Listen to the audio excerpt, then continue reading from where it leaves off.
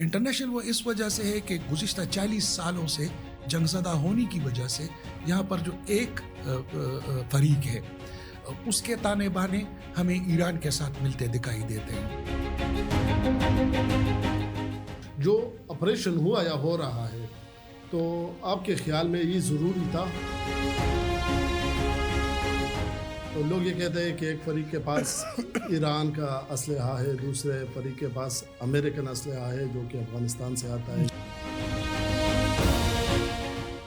21 نومبر 24 نومبر 28 نومبر تک فسادات ہو رہے تھے تو یہ provincial government along with the police سرکار یہ اسلام آباد پر چڑھائی کر رہی تھی.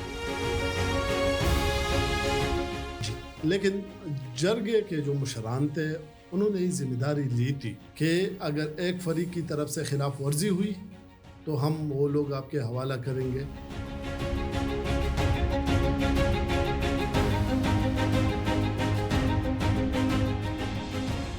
بسم اللہ الرحمن الرحیم. السلام علیکم، میں ہوں عبداللہ جان صابر. ناظرین، آج کے ہمارے پروگرام کے مہمان ہیں مصنف، صحافی اور تجزیہ کار فخر کاکا خیل صاحب.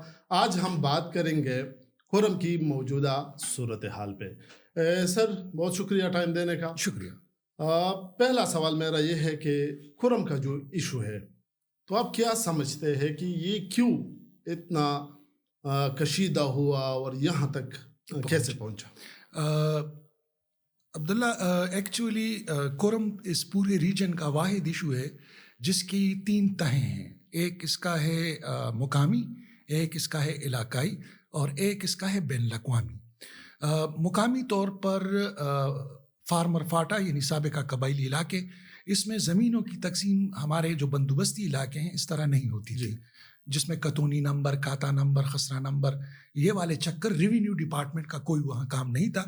اور وہاں پر انگریز کے دور سے ایک نظام زمینوں کی تقسیم کے لیے رائج تھا اور اس کو کہتے تھے نیکت کا نظام. نیکت کا نظام یہ تھا کہ باپ دادا کے زمانے سے جو ٹرائب ٹو ٹرائب زمینوں کی تقسیم تھی، جیسے کہ یہ داوڑ کی زمین ہے، یہ وزیر کی زمین ہے، یہ محسود کی زمین ہے، یہ بنگش کی زمین ہے، یہ توری کی زمین ہے، اور پھر وہ نیچے اپنے ٹرائب کے حساب سے ان کی زمینیں رواج کے مطابق اس کی تقسیم ہوتی تھی. جب یہ علاقہ خیبر پختونخوا میں ضم ہوا تو اس کے بعد یہاں پر تقسیموں کے جو پرانے ایشوز تھے زمین کی تقسیم کے وہ بھی تھے، ساتھ میں ایک فریق جس جگہ پر تھا کاغذات میں پرانے ریکارڈ میں وہ جگہ وہ دوسرے فریق کی تھی. لیکن اب چونکہ وہ وہاں بس رہا تھا تو اس نے کہا یہ میری زمین ہے. یہاں سے ایکچولی 2 فرقوں کے بیچ میں جو 2 قبیلے تھے ان کا جو تعلق تھا وہ مختلف فرقوں کے ساتھ تھا. تو وہ مقامی جو ایشو تھا وہ فرقہ پرستانہ رجحانات کے ساتھ نمودار ہوا. ایک تو یہ اس کا مقامی ایشو ہے، اور اس کے بعد پھر دونوں فریق نے ایک دوسرے کے اوپر حملے کرنا شروع کر دیے. اس کے بعد پھر اس کا ایک علاقائی پس منظر ہے. خرم کو پیرٹس بیک کہا جاتا ہے، یعنی طوطے کی چونچ. وہ اس وجہ سے کہ یہ 3 اطراف سے افغانستان میں گھرا ہوا ہے. صرف ایک راستہ جو ٹل پاڑ چنار روڈ ہے یہ اس کا پاکستان کے ساتھ واحد اس کی لائف لائن ہے. ایک سڑک ہے 80 کلومیٹر. تو جب بھی افغانستان کے اندر کوئی تبدیلی آتی ہے اس کو نظامی راستہ بھی کہتے ہیں، یعنی فوج کا راستہ جو موومنٹ ہوتی تھی انگریز کے دور سے کابل کی طرف. تو یہ خرم قریب ترین پڑتا ہے کابل پر کے ساتھ روابط میں کے لیے بھی اور حالت جنگ میں حملے کے لیے بھی.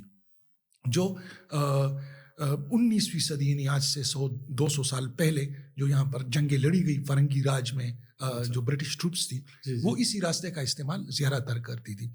افغان جہاد میں بھی القاعدہ کا پہلا کیمپ کیونکہ یہ قریب پڑتا تھا کابل کے، تو خوست جاجی کے مقام پر خرم کے بالکل قریب، بلکہ خرم کے بارڈر کے ساتھ ہی ایک جگہ ہے جاجی، وہاں پہلا جہادی کیمپ بنا اور اس کے بعد وہ پھیلتا گیا.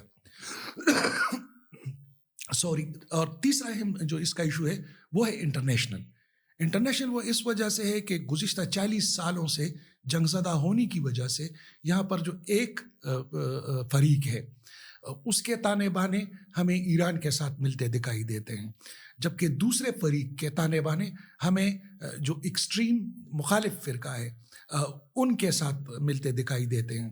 تو اس وجہ سے کرم اور پھر سی پیک کا بھی ایک روٹ مستقبل میں اگر آپ کو سنٹرل ایشیا کو ٹچ کرنا ہے تو یہی ایک راستہ ہے. یہاں پر اسٹیبلٹی ضروری ہے. تو یہ 3 جو اہم وجوہات ہیں یہ کرم کا جو تنازع کا تعین کرتی ہے. بدقسمتی سے موجودہ صوبائی حکومت نے جو پی ٹی آئی کی حکومت ہے انہوں نے اس کو جو مقامی انتظامیہ ہے اس پر چھوڑ دیا. اب ذرا خود سوچیں, اتنا بڑا لوکل ریجنل انٹرنیشنل ایشو ہے, اور اگر آپ اس کو جو مقامی طور پر جو پولیس کے حکام ہیں یا مقامی ضلعی انتظامیہ ہے, یہ ممکن ہی نہیں ہے. اس میں اتنے اسٹیک ہولڈرز ہیں کہ ان کی موجودگی میں یہ ان کی کیپیسٹی میں بھی نہیں ہے, نہ ان کے پاس اتنے اختیارات ہیں, کیونکہ اس میں بارڈر کے آر پار بھی معاملات آتے ہیں.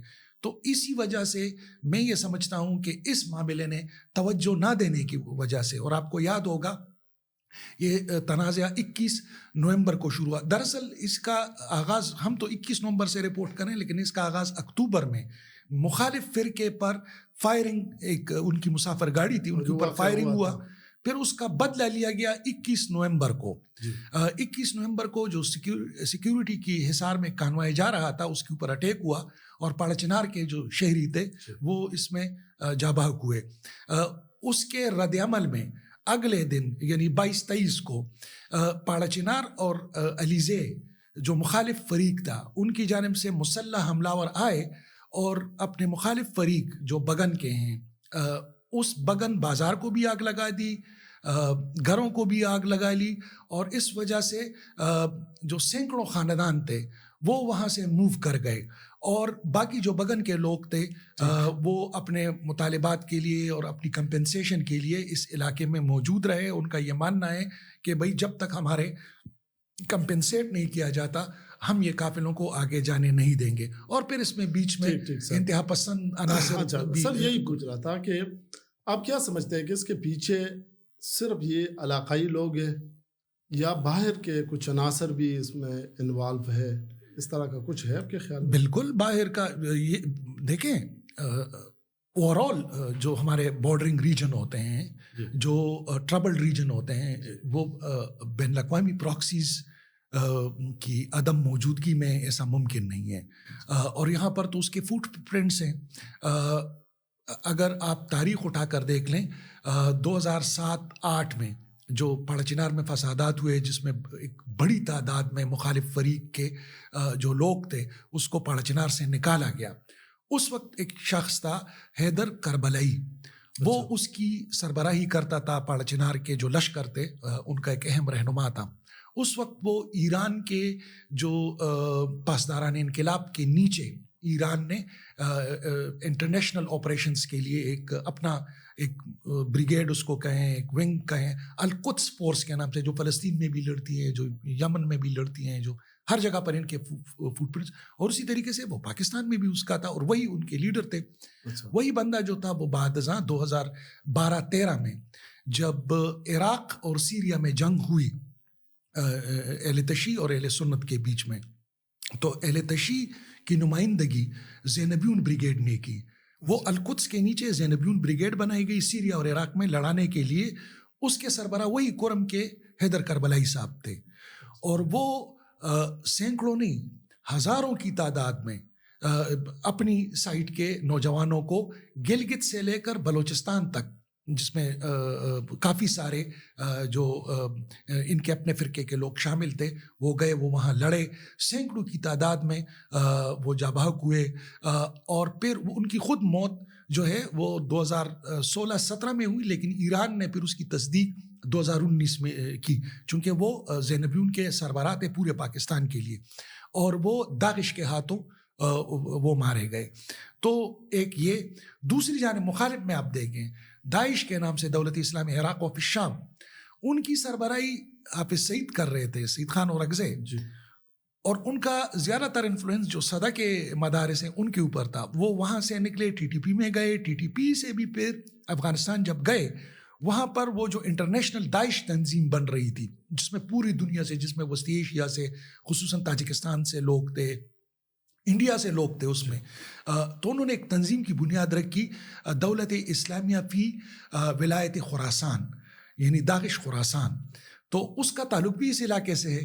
تو اگر اب دیکھیں اگر یہ دونوں عالمی تنظیمیں جو مسلح تنظیمیں ہیں اگر ان کے سربراہان اس علاقے سے ہیں تو وہ آپ کو صاف نظر آتا ہے کہ اس میں ایک انٹرنیشنل فٹ پرنٹ یہ اسی وجہ سے میں نے کہا ایک علاقائی ہے، ایک ریجنل ہے اور ایک انٹرنیشنل اس کا اسپیکٹ ہے، تو ان کی موجودگی ہے. مطلب ان کے پیچھے یہی لوگ ہو سکتے ہیں. بالکل ہیں. میں نے کہا نا جب بانی لوگ اس علاقے سے تھے اور جب یہاں سے سینکڑوں ہزاروں کی تعداد میں لوگ سیریا اور عراق لڑنے کے لیے گئے ہیں تو اوبیسلی ہے. تو سر یہ باری اسلحے کی جو بات ہوتی ہے تو لوگ یہ کہتے ہیں کہ ایک فریق کے پاس ایران کا اسلحہ ہے، دوسرے فریق کے پاس امریکن اسلحہ ہے جو کہ افغانستان سے آتا ہے. جی کیا یہ بات درست ہے اور آپ کیا سمجھتے ہیں کہ یہ اسلحہ آیا کیسے؟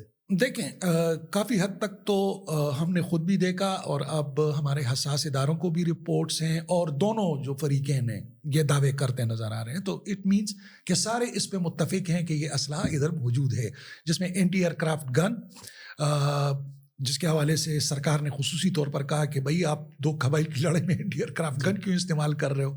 دوسری جانب جو خطرناک چیز ہم نے اس وار میں دیکھی وہ یہ تھی کہ 8 فٹ کے پائپ بم، اور یہیں سے پھر ہمارے قانون نافذ کرنے والے اداروں کے کان کڑے ہو گئے کہ وہ پائپ بم جو القدس فورس اسرائیل کے خلاف یا فلسطین میں یا حزب اللہ کے ہاتھوں میں ہوتے ہیں جو لوکل ساختہ آسانی سے بنتے ہیں، بارود ایک پہلے یہ 4 فٹ تھے پھر 6 فٹ تھے، اب کہا یہ جا رہا ہے کہ 8 فٹ میسائل پائپ میسائل بم اس کو کہتے ہیں، اس میں بارود بھاری تعداد میں ڈالا جاتا ہے اور بنکر سے چھوڑا جاتا ہے.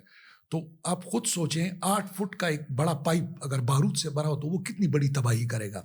تو یہ وہ ہتھیار ہیں. اور اس سے پہلے ہم نے جو وار آن ٹیرر میں دیکھے اس میں ایرانی ساختہ بم خصوصاً IEDs یا سٹیکی بم جو دیوار سے لگا کر پھاڑے جاتے تھے وہ بم استعمال ہوئے. دوسری جانب جو خود امریکہ نے کہا ہے کہ $7 ارب کا اسلحہ ہم نے، اور اب ٹرمپ کہہ رہے ہیں ہم نے وہ اسلحہ واپس بھی لینا ہے. تو اس میں تو کوئی شک نہیں، اس میں تو کوئی دو رائے نہیں کہ international weapons supply chain presence یہ سب موجود ہے. ویسے سر اس کے پیچھے کیا راز ہو سکتا ہے؟ مطلب اگر TTP کی آپ نے بات کی، داعش وغیرہ کی، یا جو شیعہ کے سائڈ پہ ہے، تو ان لوگوں کے کیا مقاصد ہو سکتے ہیں کورم سے؟ دیکھیں اس کو پھر ہمیں ایک عالمی تناظر میں سمجھنے کی ضرورت ہے. یہ دو جو فرقے ہیں یہ دو عقیدے ہیں. ایک نظریہ ہوتا ہے، آپ نظریے کو مولڈ کر سکتے ہیں، نظریے کو انفلوئنس کر سکتے ہیں. نوجوانی میں ہمارے نظریات کچھ اور تھے، پھر جب ہم سن بلوغت پر پہنچے تو پھر ہمارے نظریات کچھ اور تھے. اب عمر کے اس حصے میں ظاہری بات ہے کچھ جگہوں پر ہم لچک کا مظاہرہ کرتے ہیں، کچھ جگہوں پر ہم سختی کم، لیکن عقیدے کا یہ ایشو ہے کہ یہ فلیکسیبل نہیں ہوتا عقیدہ، اور دس از سم تھنگ پرماننٹ. آپ کا یہ عقیدہ ہوتا ہے یا نہیں ہوتا، اور جب آپ کا ایک چیز کے اوپر عقیدہ ہوتا ہے تو وہ آپ اس کو بڑھاتے ہیں. میں ایک سمپل مثال دے دیتا ہوں کہ یہ پاکستان، میں عموماً کہتا ہوں کہ پاکستان کے مسائل یہ ہم نے پیدا نہیں کیے، یا ہماری اسٹیبلشمنٹ نے یا ہماری ریاست نے. بہت ساری چیزیں ہمیں ورثے میں ملی ہیں. لائک ساؤتھ ایشیا میں جو فرقہ پرستانہ جنگ کا آغاز ہوا تو وہ پاکستان سے نہیں ہوا تھا، وہ لکھنؤ سے ہوا تھا. محرم کے دنوں میں جو مجالس پڑھی جاتی تھیں اس کے رد عمل میں لکھنؤ میں تنظیم مدح صحابہ بنی، اور پھر ایک محرم میں 1930s میں جو مدح صحابہ ہے انہوں نے ایک جلوس کو روکنے کی کوشش کی اور فسادات شروع ہو گئے. یہ بہت مشہور بات ہے 1930s میں. پاکستان کے قیام سے لگ بھگ 17 سال یا اتنا پہلے. اور اس وقت بھی جب لکھنؤ میں فسادات ہوئے تو کرم میں بھی فسادات ہوئے تھے، مطلب پاکستان کے قیام سے بہت پہلے. پھر ہم نے دیکھا کہ عارف الحسینی صاحب جو تحریک نفاذ جعفریہ کے بہت اہم لیڈر تھے، اتنے اہم کہ جو امام انقلاب ایران کے تھے امام خمینی، ان کو فرزند امام کہا جاتا تھا. ایران میں ایک اسٹیٹ فگر کا درجہ حاصل تھا. اس کا تعلق بھی پاڑ چنار سے تھا. اور پھر وہ افغان جہاد میں وہ جس طرح ملوث ہوئے، پھر ان کو جس طرح مارا گیا، اور پھر ایک لمبی گیم، وہ بھی انٹرنیشنل گیم تھی. تو میرے اپنے خیال میں یہ جو معاملات ہیں اس کو ہم لوکل، ریجنل، انٹرنیشنل سے الگ نہیں کر سکتے. اور جب آپ نے یہ مان لیا کہ یہ عقیدے کی جنگ ہے، تو وہ جو دنیا بھر میں ایک سعودی پراکسی اور ایران کی پراکسی یہ چل رہی ہیں، اور یہ آپ یمن میں بھی دیکھ لیں، آپ سیریا اور عراق اس کی بڑی مثال ہے. تو وہ آٹومیٹیکلی جو ہماری طرح کے کمزور معاشرے ہوتے ہیں اس کے اثرات، ایک تو غربت ہے، تو نوجوان اور نوجوانوں کی تعداد اس ملک میں زیادہ ہے. تو جو ہمیں فائدہ دینے کی چیز ہے ہمارے حکمرانوں کی غلط پالیسیوں کی وجہ سے، وہ جو ہمارا یوتھ ہے جس طرح کبھی یونان میں کشتیوں میں ڈوب جاتا ہے، کبھی کہیں پر، تو ان کے لیے جو انٹرنیشنل پراکسیز ہے ان کے لیے خوراک بن جاتا ہے. تو اس میں کوئی زیادہ راکٹ سائنس کی ضرورت نہیں ہے. اور جب تک ہماری اقتصادی اور ہماری سماجی یا انتشاری جو سوچ ہے اس ریجن کے اندر وہ ختم نہیں ہوگی، تو میرے خیال میں اسی طریقے سے ہمارے نوجوان جو ہیں وہ انٹرنیشنل جنگوں میں ایندھن بنتے رہیں گے. کورم بھی انٹرنیشنل گیم کا ایک حصہ بالکل بن چکا ہے. میں نے تاریخوں کے ساتھ نام بھی بتا دیا. سر ایک جرگہ ہوا تھا اور اس میں ایک امن معاہدہ بھی ہوا تھا، اس میں 14 نکات تھے، بنکرز کا خاتمہ اور 7 بھاری اسلحہ کا، اس طرح کی 14 نکات تھے. تو ان کے جو مشران تھے اس جرگے میں، جو لوگ تھے دونوں فریقین سے، آپ کیا سمجھتے ہیں کہ ان پہ ذمہ داری عائد ہوتی ہے کہ قیام امن میں اپنا کردار ادا کریں؟ دیکھیں، سب سے اہم بات جس کو ہم ایوائڈ کر رہے ہیں وہ یہ ہے کہ کیا 18 امینڈمنٹ کے بعد صوبائی حکومت پر ذمہ داری عائد ہوتی ہے کہ نہیں ہوتی. 1 یہ گارنٹی مشران سے مانگتے تھے. تو جرگہ بلایا اور اس میں دیکھیں کمشنر بھی بیٹھا تھا، اس میں لوکلز بھی بیٹھے تھے. میں نے اس پوڈ کاسٹ کے شروع میں کہہ دیا کہ یہ اتنا آسان مسئلہ نہیں ہے کہ آپ یونین کونسل لیول پر اس کو حل کریں، یہ بیوقوفی ہوگی. اور یہی وجہ ہے کہ ڈپٹی کمشنر جیسا بندہ اس بیچارے کو روڈ پہ اترنا پڑا. فارمر فاٹا میں ہم نے رپورٹنگ کی تھی، پولیٹیکل ایجنٹ وہ بادشاہ ہوا کرتا تھا، وہ 100 سال قید سزا سنا سکتا اور پورے کے پورے قبیلے کو جیل میں ڈال سکتا تھا، اتنی طاقت تھی اس کے پاس. آج اس سیٹ پر ڈپٹی کمشنر اور روڈ پر وہ روڈ کلیئر کر رہا ہے. تو ہمیں ڈائنامکس کو سمجھنے کی ضرورت ہے.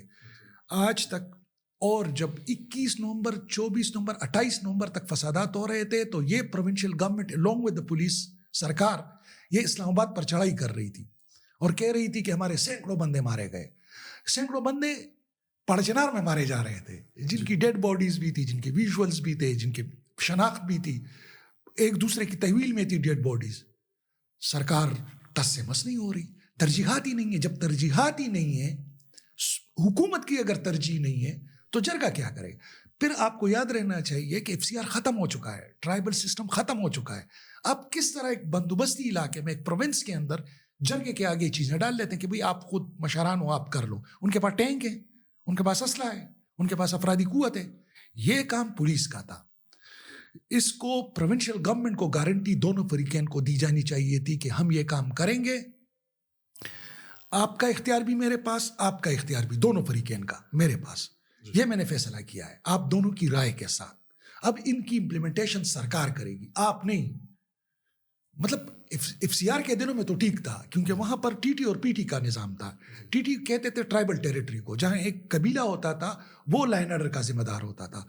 اور PT کہتے تھے پولیٹیکل ٹیریٹری کو. اگر سڑک پر جرم ہوتا تھا تو سرکار اس کی ذمہ دار ہوتی تھی. اگر TT ٹرائبل ٹیریٹری میں جرم ہوتا تھا تو وہ قبیلہ ذمہ دار ہوتا تھا.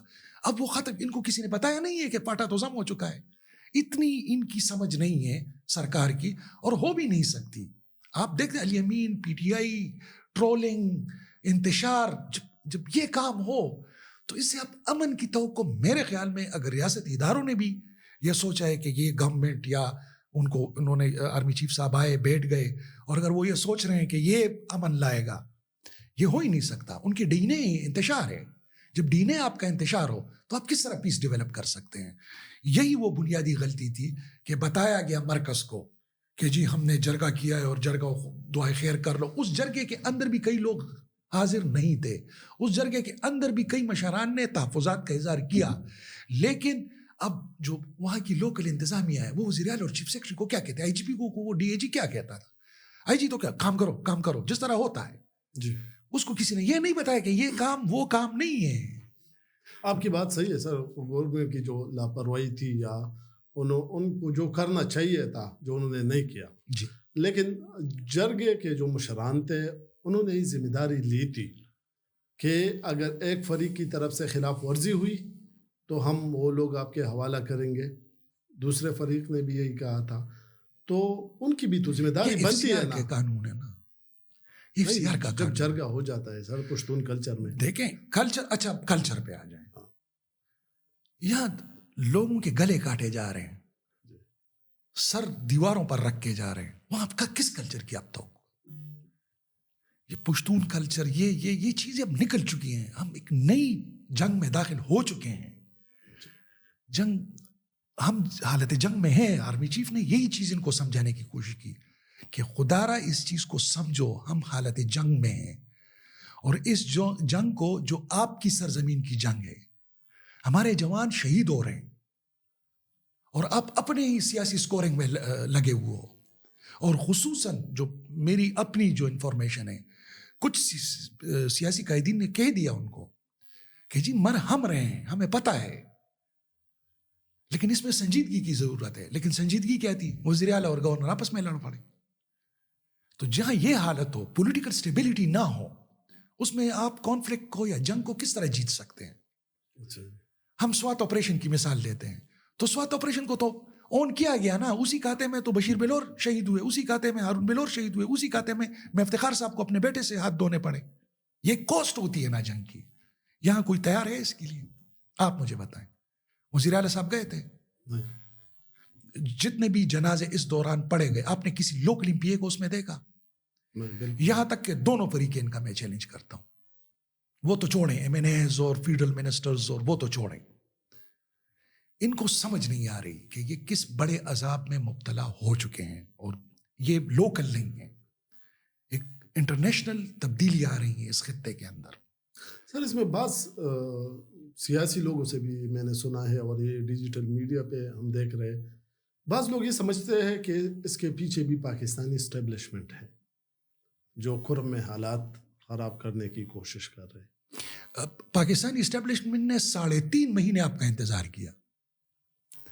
3.5 مہینے انہوں نے انتظار کیا کہ یہ جرگے, کیونکہ یہ انہوں نے کہا ہوگا نا, جب وزیر اعلیٰ نے کہا میں یوں دیکھو میں نے 100 سالہ پرانا, پتہ نہیں 100 سالہ تھا کہ کتنا پرانا مسئلہ حل کر لیا, ان کا آن ریکارڈ ہے. تو اب پوچھنا چاہیے نا کہ بھئی تم نے وہ مسئلہ حل کیا تھا, تو پھر آپریشن کیوں ہو رہا ہے؟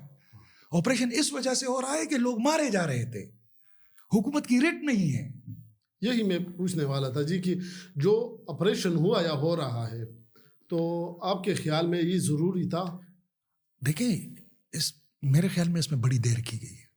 اچھا, یہ بہت پہلے ہو جانا چاہیے تھا, جب اتنا بھاری اسلحہ اس علاقے میں پہنچا, جب اتنی ہلاکتیں ہو گئیں, جب اتنے لوگ مارے گئے, جب اسٹیٹ ریٹ اتنی ایروڈ ہو گئی کہ پولیس تانوں میں بھی نہیں جاتی. پولیس اہلکار اس ریجن کے اندر سراپا احتجاج ہیں, پولیس اہلکار کہہ رہے ہمیں پروٹیکشن دو. تو پھر ریاست اسی طرح بیٹھی رہی. ریاست وہ اتنی چیزوں میں تھی.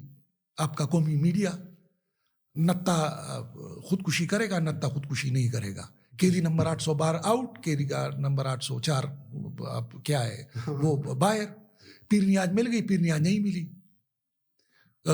بہت جلد وہ رہا ہونے والے ہیں, ٹرمپ اپنی پہلی ٹرپ پہ. آپ کا قومی میڈیا تو اس چیز پہ, لوگ بھی, اور آپ کے اپنے پشتون بھی. اور حالت پیچھے اس, تو کیا وہ انتظار کرتے کہ وہ اسلام آباد بس پال ہو جاتے؟ اسلام آباد کے پولیس والے بھی بس تانے بند کر دیتے جس طرح کابل میں ہوا. اس طرح تھوڑی ہوتا ہے. فوج کی بھی ذمہ داری تو ہے نا, انہوں نے کام نہیں کرنا, وہ اس طرح بیٹھے رہے. تو اور میں یہ کہتا ہوں یہ بہت پہلے ہو جانا چاہیے. دیکھیں 272 بنکرز ہیں جس میں آر پی جیز, اینٹی ایئر کرافٹ گن, یہ 8 فیٹ کے پائپ, لوگ مر رہے ہیں. 6-7 لاکھ کی آبادی ہے. جس میں سے کم از کم 3-4 لاکھ محصور ہیں، 3.5 ماہ سے ان کو خوراک نہیں مل رہی. بگن کے ہزاروں لوگ سراپا احتجاج ہے، ان کے سینکڑوں دکانیں جل گئی، گھر جل گئے. جو 21 نومبر سے پہلے اچھی خاصی خوشحال زندگی گزار رہے تھے، آج اس -ڈگری میں وہ سڑکوں کے اوپر ان کے بچے بلک رہے ہیں. تو جو آرمی وہ انتظار کرے کہ ہاں بس میں مر جائے، اور پھر وزیر اعلیٰ کہے کہ بس میں نے کر دیا ہے اور یہ تو ہوتا ہے اور بس یہ اللہ کے کام ہے. تو اس وجہ سے پھر یہ ٹارگیٹڈ آپریشن کلین اپ شروع ہوا. جب ڈی سی پر حملہ ہوا، جب سیکیورٹی فورسز کے کانوائے پر حملے ہونے لگے، اٹ مینس کہ وہ لینڈ آپ کی نہیں ہے. اچھا، پولیس آپ کی یہ حالت ہے. یا تو پولیس آپ کی وہ پولیس ہوتی جس میں DIGs فرنٹ پر شہید ہوئے.